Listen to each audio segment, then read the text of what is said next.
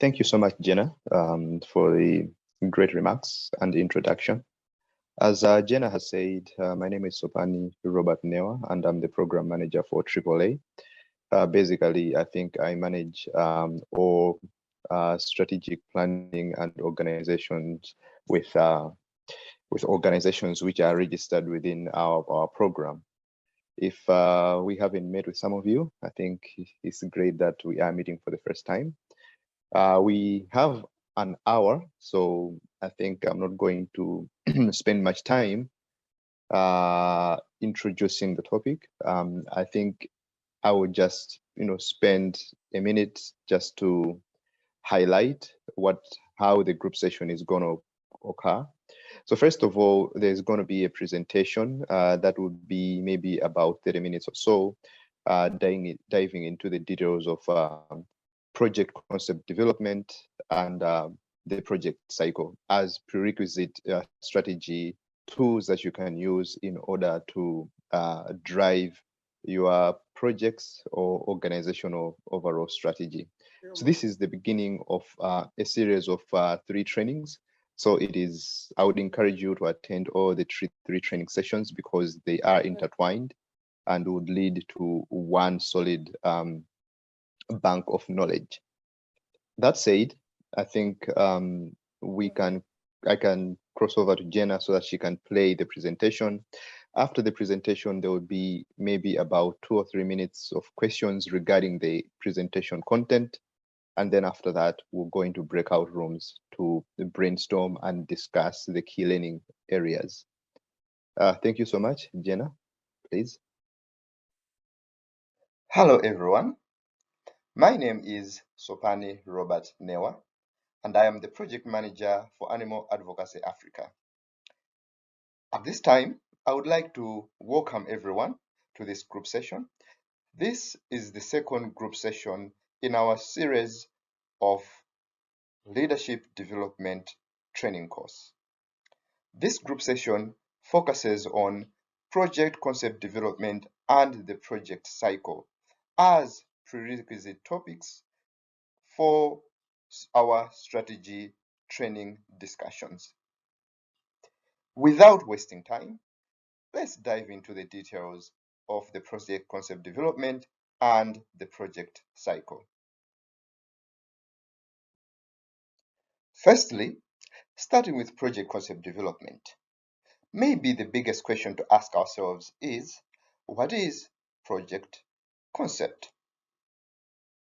A project concept is an actionable plan for how to create a desired outcome, with an embedded theory of change outlining how the chosen plan would lead towards desirable outcomes. You will see that in this definition, there are 2 key words that are so important that we are going to dwell or focus on them in the next slides.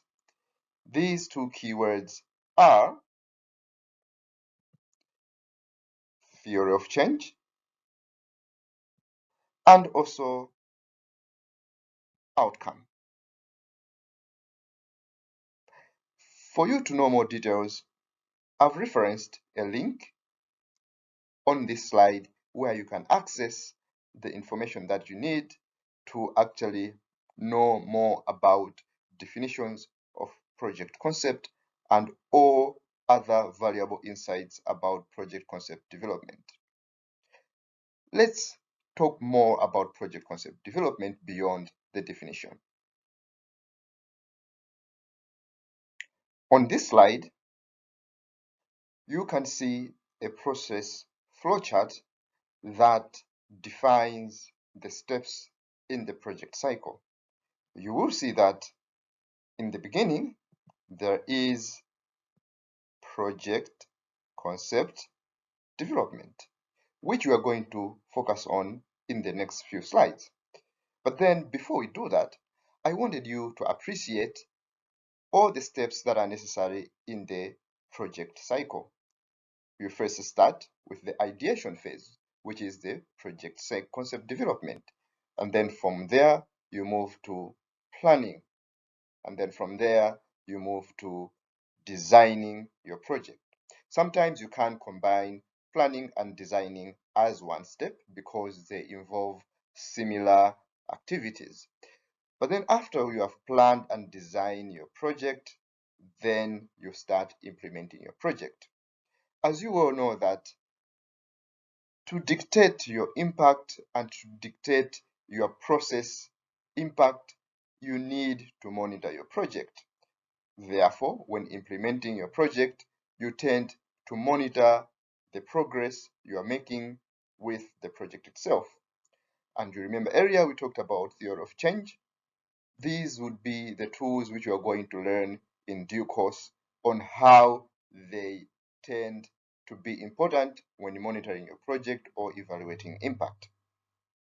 And then from monitoring, you also evaluate your project when you are done. And this informs how you have progressed and what impact you have made with the project which you have implemented. Then after that, after collecting all those evaluation and monitoring information, you analyze them, and then you tend to reflect on key lessons learned during the project itself. These key lessons learned would inform how best to improve your project, and the process starts again. And that's what we call the project cycle.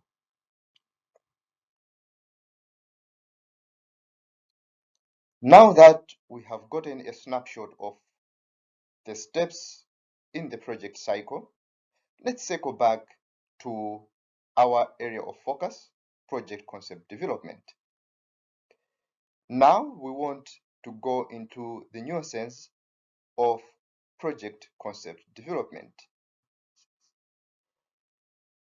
You would see that there are about 4 major pieces when designing project or trying to develop a project concept. The first piece is looking at your population. This is defined as the group of people or non-human animals that are the recipients of the project. Now, why do you think this is important? When designing projects, we believe that the population is highly important because they are the affected target group. And because of that, they hold the necessary information that can enable you to make key decisions on how valuable the project would be when it is implemented and how successful it will be judged by the target population. The second piece is the problem. As we all know that each and every project is there to resolve a problem. So, problem is an issue that is resulting in a reduced well-being for the target population or the beneficiaries. So you have to define what your problems are when you are designing projects. After you have defined them, then you go to this third piece, which is Kozo Factors. These are a set of circumstances that are creating the problems which you have identified in the second step. These are also important because once you know the causal factors, you can be better placed to actually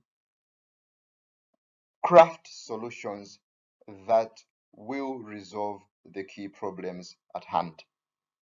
And obviously, the last one is the actual change mechanism, where you actually look at the causal factors and brainstorm key interventions that can disrupt or negate the causal factors that will lead to diminishing of the problem at hand. And in so doing, it means your project would be successful because it has eliminated the target problems that the target population was facing. Now, you can see that in project concept development, there are actually two major steps that are involved, and then these two major steps are broken down into various sub-steps. Firstly, let's talk about the first step in project concept development, which is the ideation phase, or identifying a project idea. Now, when identifying a project idea, we consider the four pieces or pillars which we looked at in the last slide. That is population, problem, causal factor, and the change mechanism.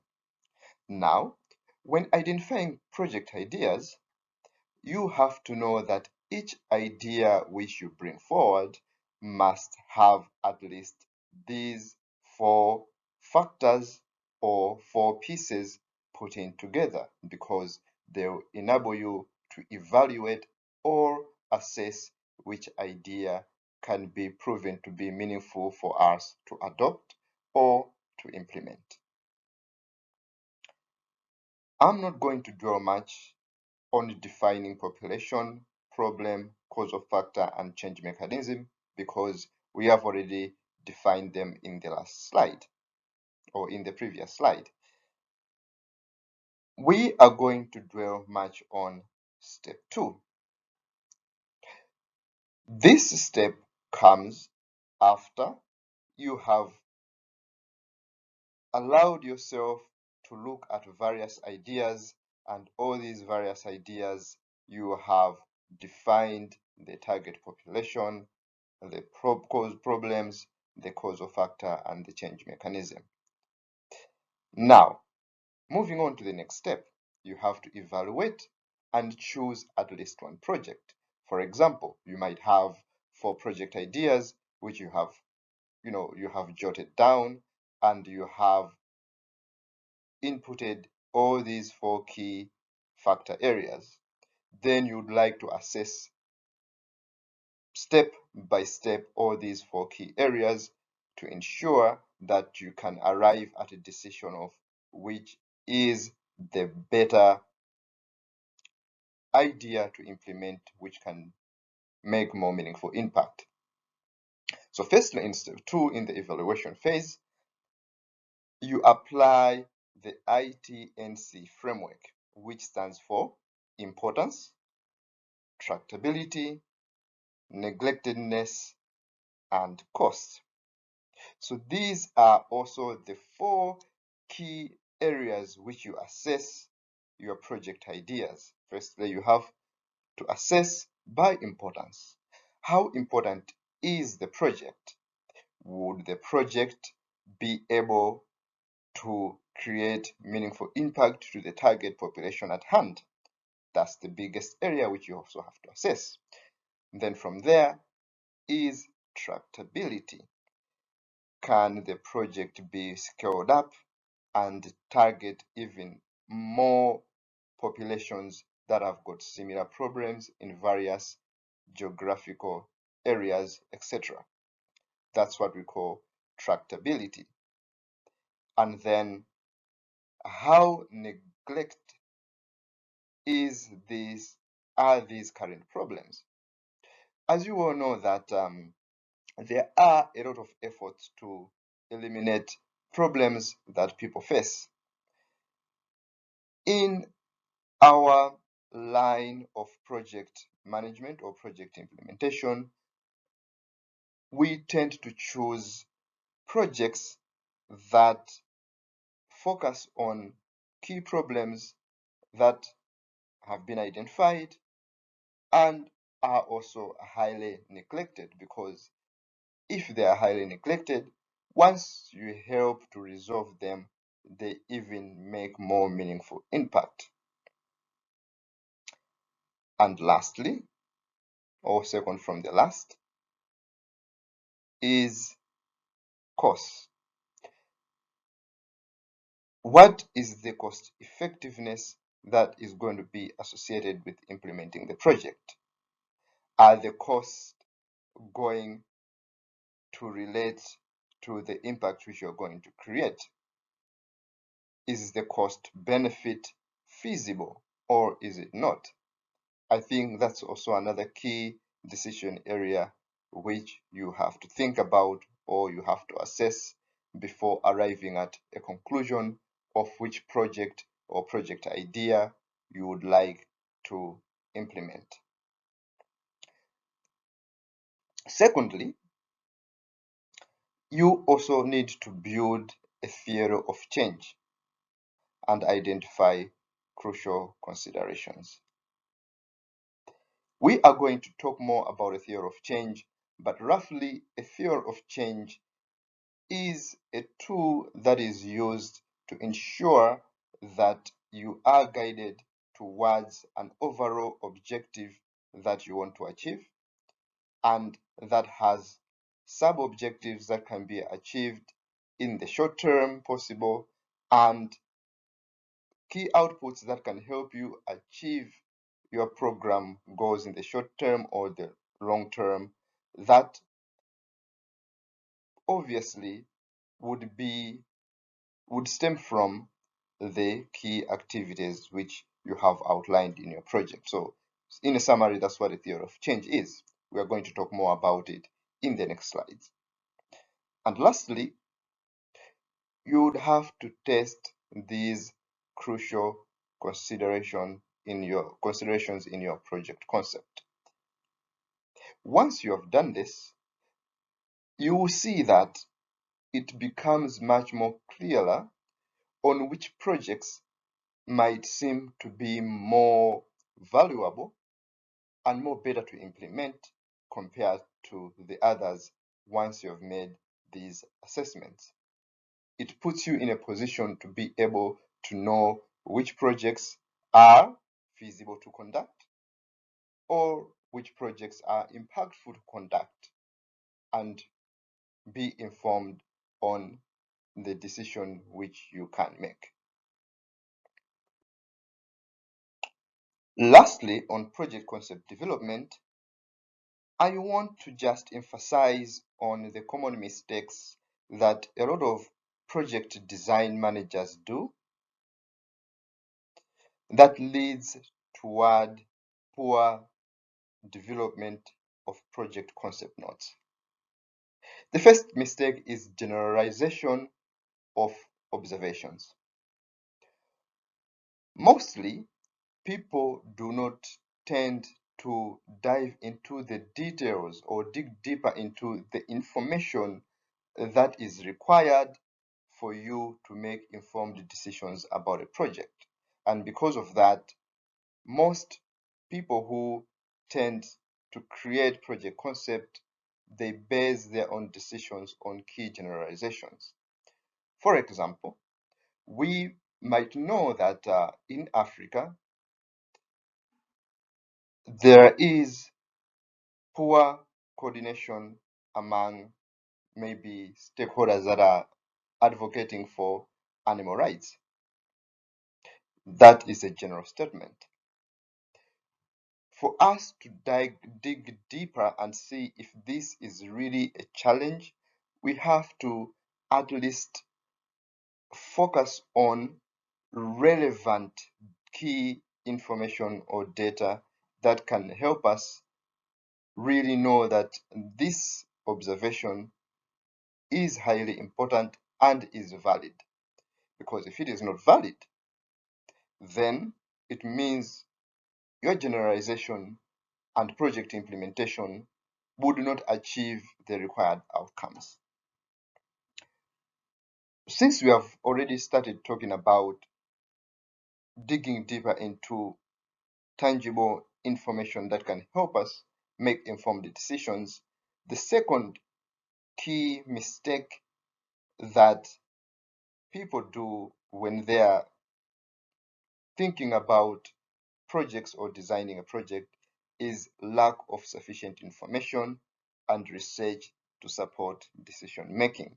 And I think I've already explained here that when you tend not to have sufficient information, you tend to make generalizations into line with observations and you make poor decisions which are vague, and at the same time the project does not meet the required expectations or the target group, for example, or might not solve the actual problem that is on the ground.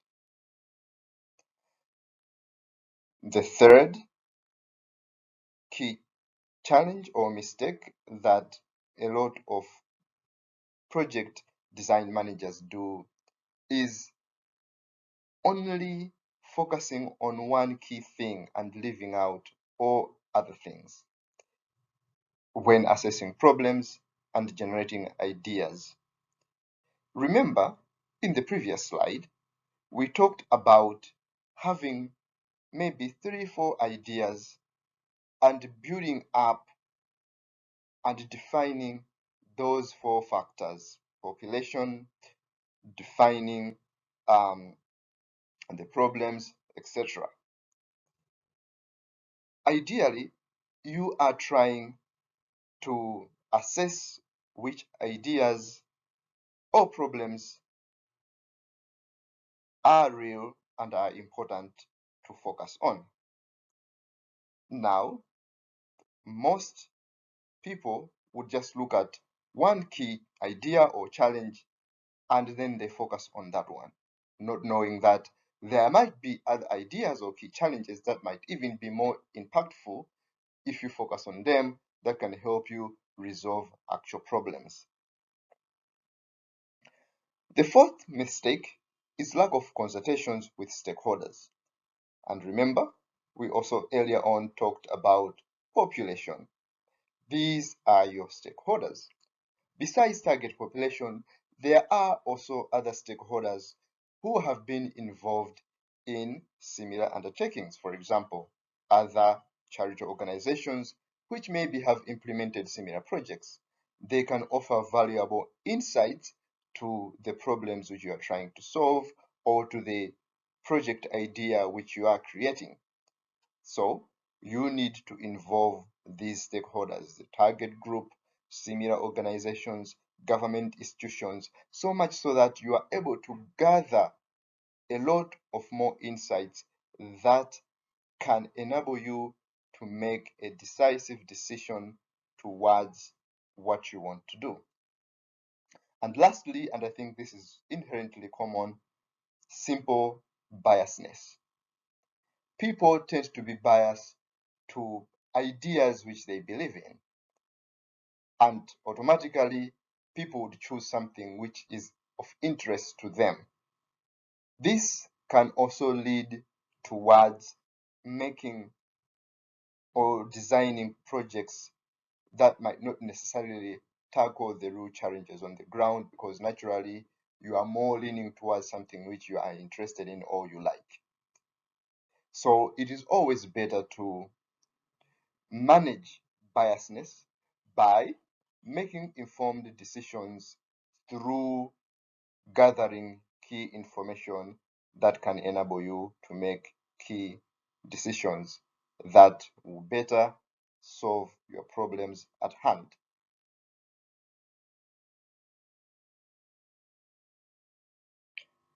In the beginning, if you remember, we had a diagrammatic flowchart that showed steps in the project cycle or steps in project management, which the first step was the ideation phase, which is project concept development.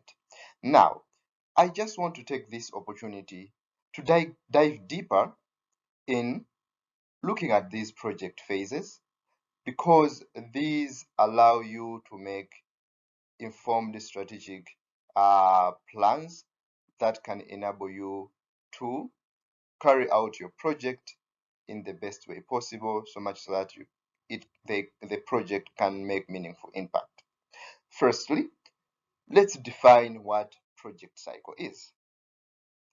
Project cycle can be defined as a step-by-step process that shows the sequence of phases that a project undergoes from the ideation stage to the stage of completion. If you want to know more, there is also a link to a project management document below this slide, which you can gather tons and tons of information about the project management cycle. However, let's still look back into the steps of the project cycle or the phases of the project cycle. It starts with programming. In the earlier slide, I think this is where we were talking about project ideation or project concept development stage. And then you move towards identification and formulation. Roughly in the previous slide, we talked about planning and designing the actual project, where you lay out your theory of change. You also lay out your course of action or action plan, and you also lay out your strategic plan. These three key documents help you to make informed decisions on how the activities of the project will be implemented. Also, you have to consider how the project will be financed. So you have to have a resource mobilization plan or financing plan. Each and every project would require resources and would require finances. So you have to think about where these sources of funds are going to come from and how would you manage these finances across all the different project activities. From there, we move on to implementation, because at this point, it means you already have your financial plan, you already have your strategic plan, you already have your theory of change, and you already have your action plan. So you use all these key tools to actually implement your project. While implementing your project, it is important to highlight the monitoring of the project while it is being implemented. So you also have to have a monitoring plan put in place that is going to help you monitor the progress of your project when you are implementing it. Mostly, the monitoring plan would arise from the key indicators of success, which you set out in your theory of change or in your action plan, and the means of verification, which you indicated within these tools or documentation.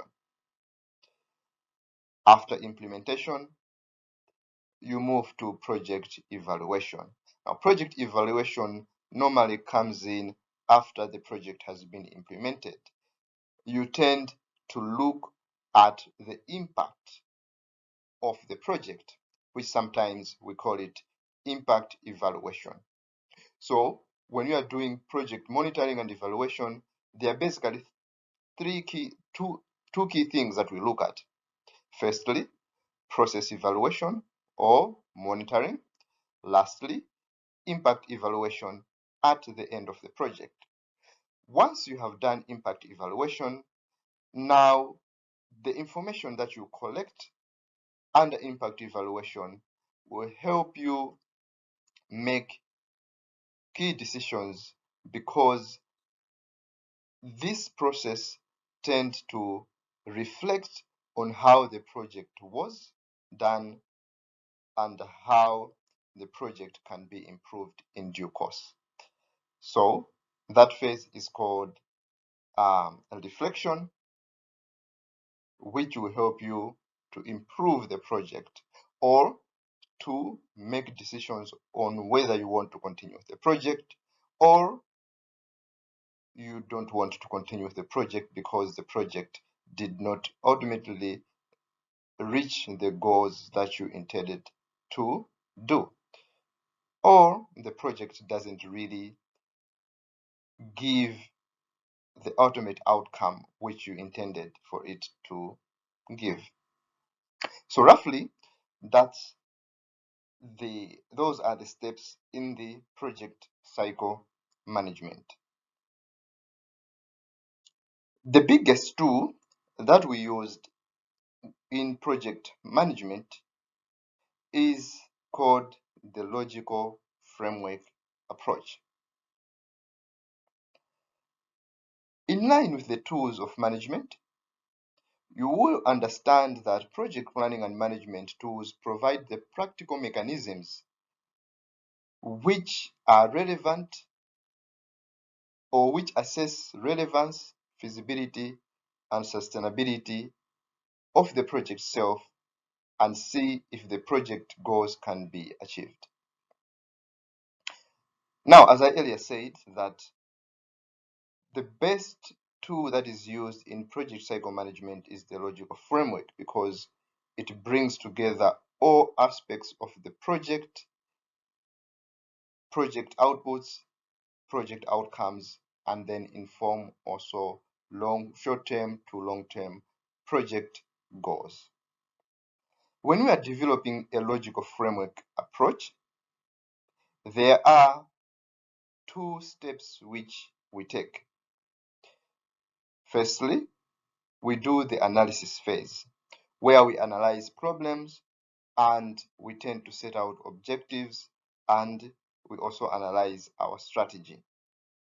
And secondly, in the planning phase, we actually use the identified problems, objectives, and strategy to create what we call a log frame. And attached to this log frame, activities and resources that are going to be used.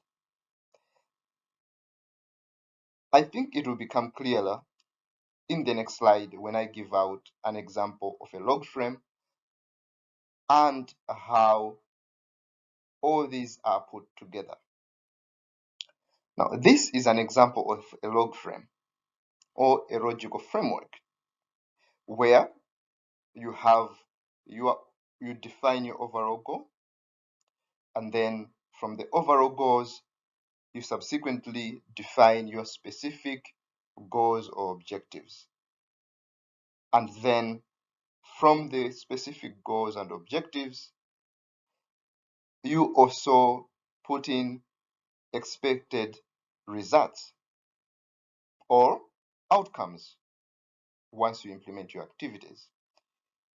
And then from the expected results, you also input the actual activities which you are going to conduct. So you would see that when you put this together, it helps you to know whether your activities are going to ensure that you meet your overall goal at the end, because each and every step is interconnected together. If you don't have activities that don't lead to an expected output, that don't lead to a specific objective, that feeds onto an overall objective, then it means that activity is not in line with your overall goal. It means that activity is redundant and is not important to execute in that project. Now, besides interconnecting all these together, you would also have to define your key indicators of success. You have to ask yourself a question of how will I know that the project activities have been successful? So these key elements that will make you know that your project has been successful are what we call objectively verifiable indicators. So in each and every goal area, specific goal area, expected results and activities, you at least have to have these key indicators of success. And in the previous slides, remember, we talked about using these key indicators of success when monitoring and evaluating your progress of the project or evaluating your impact at the end. You also have to know how you are going to source these indicators. For example, what key activities during the monitoring phase and the evaluation phase you are going to conduct or carry out in order to capture these information or these key indicators of success and measure them and assess them against key targets which you outlined in your project document. These are what we call sources and means of verification, and these can be maybe key informant interviews, surveys with your target population, etc. And lastly, you also have to give or jot down key assumptions which you tend to put in place when you're implementing a project. For example, we can say that taking all factors constant, we will be implementing this with an assumption that maybe there would not be any pandemic that would disrupt our project implementation. As an example, if you remember, we've had cases of COVID-19, for example, that have disrupted projects before. So you also insert key assumptions within your project document or within your log frame to ensure that you are assuming that everything else will go according to plan because of A, B, C, D. As I said earlier, for you to understand better these strategic concepts, you can go into the two reference materials that have been provided in this slide deck, so much that you can read the nuances of project management, project cycle management, and project concept development. Thank you for listening, and thank you for participating in this group session. Now we can invite a few questions, and then maybe after that, go into our breakout rooms to discuss more about the key learning areas which you have learned today. Thank you.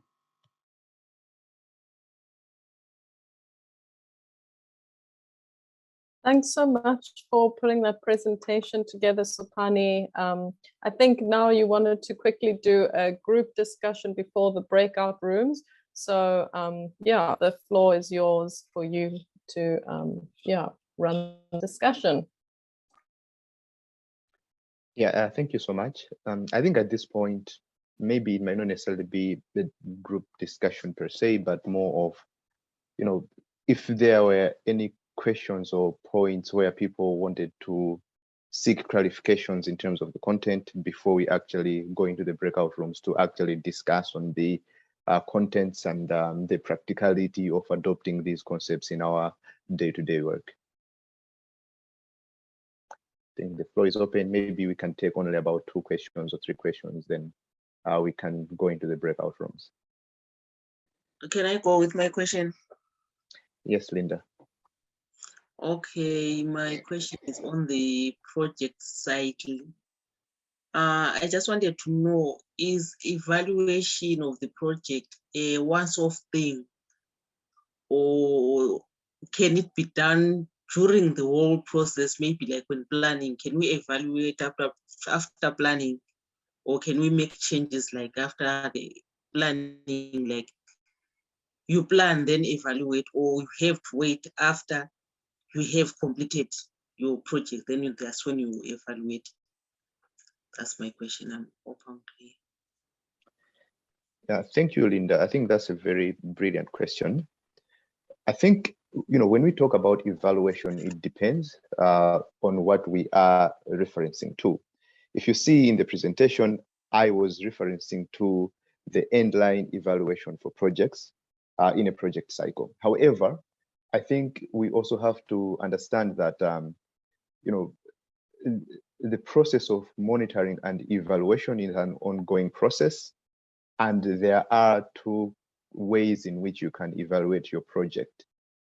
It's either you do a process evaluation, which can happen continuously through the project life cycle, and then you can also do an end-line evaluation, which is mostly called an impact evaluation, which is needed to be done at the end of the project. In other monitoring and evaluation of project designs, some people do the impact evaluation twice. During the mid term of the project or halfway through the project, just to ensure that they kind of like evaluate bits and pieces of the impact, so much so that they can be able to make decisions and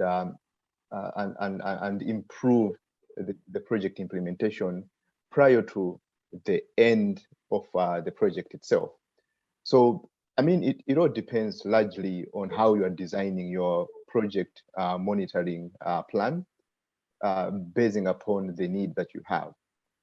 But then I think the basics are that you either do process evaluation continually to improve the processes within how the project is implemented.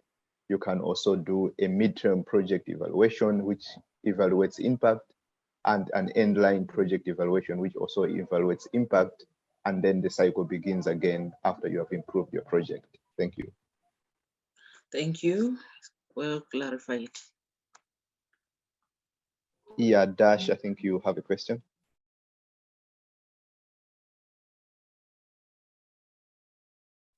Yeah, thank you. First and foremost, thank you so much for this.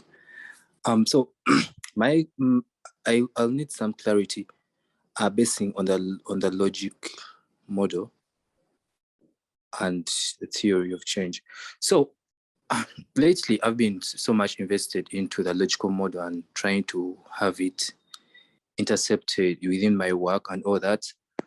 And what I've had today, I kind of relates, but it's kind of different. So I just wanted, with what I've been, because what I've been looking into had like 5 steps, having the planned work with 2 steps, having resources or inputs and activities, and the other 3, the intended results, which have output, outcomes, and impact.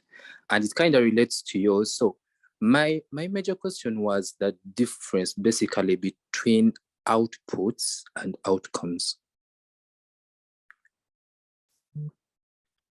Yeah, thank you so much, Dash, for that also good question.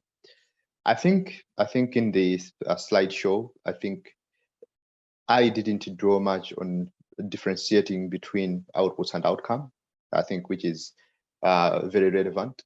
When you're looking at outputs, usually these are the initial indicators whenever you have done your activity. So we can say, for example, we want to train school children in or improve their awareness, or train them in line with animal welfare issues. Now, a key output, usually these are mostly figures that help you know that you have done that activity. So for example, a key indicator of an output for that activity would be, we have trained maybe 10 students in animal welfare issues. But then that doesn't inform you about how the impact or goal is going to be actualized. That's when we cross over to outcomes. After training those 10, what has happened? So those are what we call outcomes. So you might say that a key outcome is that there was maybe a percentage increase in the knowledge of animal welfare among these school children as a key outcome of that activity, which might also trickle down to medium-term goals, and then later on trickle down to your long-term goals at the end. So you imagine outcomes as your immediate changes that would happen after you implement an activity, while outputs are normally basic figures that will indicate that you have carried out an activity and you have reached maybe the number of beneficiaries which you wanted to reach, but then they don't really represent a certain change in a situation. I hope that is clear. Yeah, it is. Thank you. So with outcomes, you've said like the immediate results, right?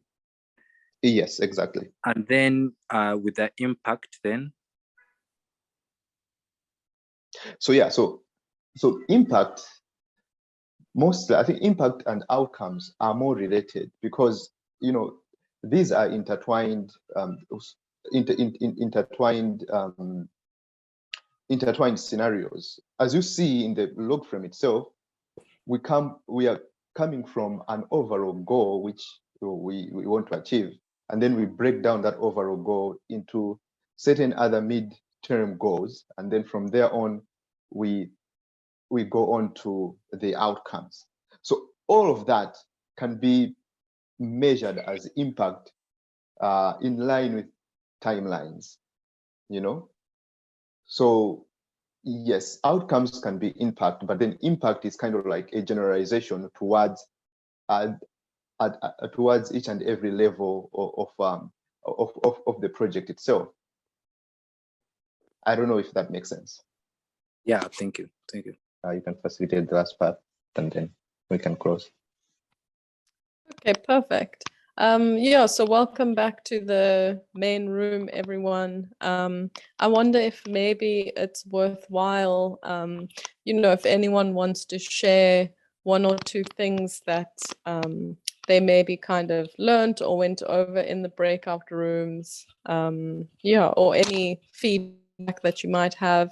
And even if there's an unresolved question that you'd like to ask either Lynn or Sopani, it's kind of just an open floor before we close the session. So if there is anything, you're welcome to just unmute yourself and yeah, go for it. I think from our group, I think there were two questions or one question which was a little bit challenging, which I believe it's a very common problem from most people, and it concerns about project evaluation. So I think Linda asked a question on how do you strike a balance between convincing your target population, what is highly important as something which is impactful that an organization wants to do, compared to what they think is important. I think that's kind of like a controversial scenario whenever people are implementing projects. So I think from my end, I think it was more in line with striking a balance to ensure that you don't dictate what is important to your target population. At the same time, you also educate the target population on, what needs to be done, or the key outcomes of certain activities that might be done, so much so that whenever they are thinking about how their needs are, they can be well also informed to ensure that you're striking a balance. Because at the end of the day, if you just dictate and then you do your end line evaluation at the end, they tend not to be satisfied because they are also looking at other key priority areas as change factors which you didn't tackle. So I think that is usually problematic. Yeah, thank you for that, Sopani. And yeah, it's a good reflection to weigh in on. And maybe Lynn, if you guys had anything similar in your breakout room, or anything that could be helpful to add in.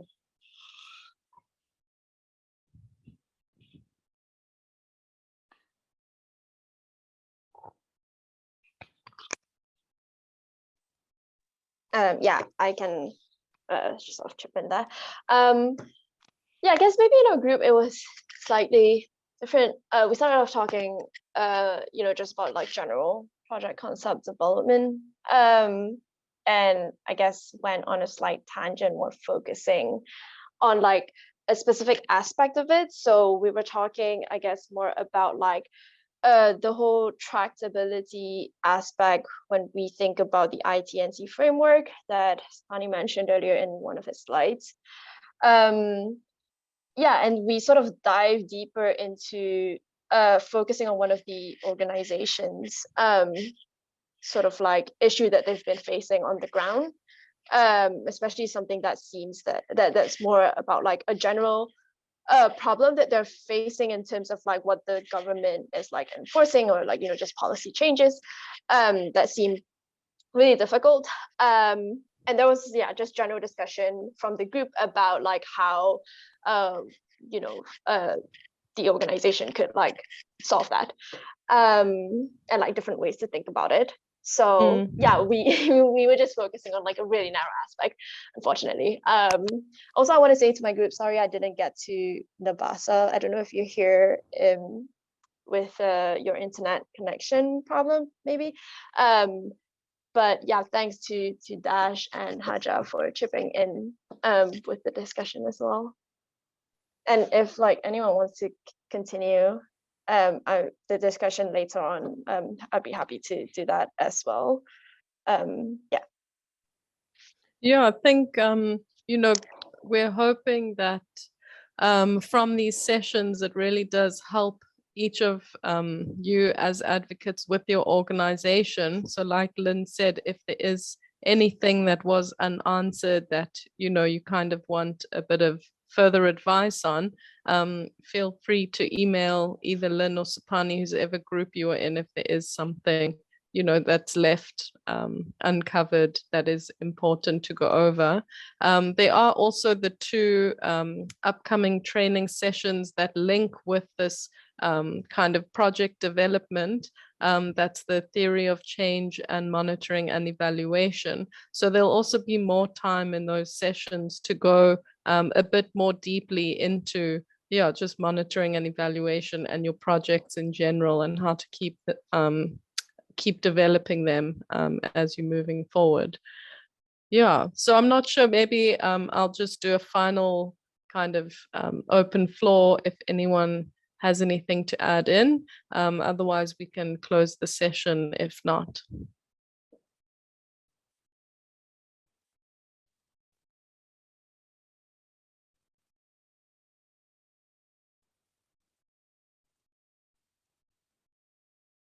Okay, nice. I will presume that that means everyone is fine. Yeah, so enjoy the rest of your evening, and thank you all so much for joining us after work hours, having already worked an entire day and coming to the session. We really appreciate it, and we hope that it does help you going forward. And if this time isn't suitable, if you're wanting it earlier in the day or later, just send me a message so I can try and cater to a different time. But otherwise, we will stay at the same time for the next two sessions, which is at, I think, in 2 weeks' time. And then the last one is the first week of November. So I'll send you guys those dates.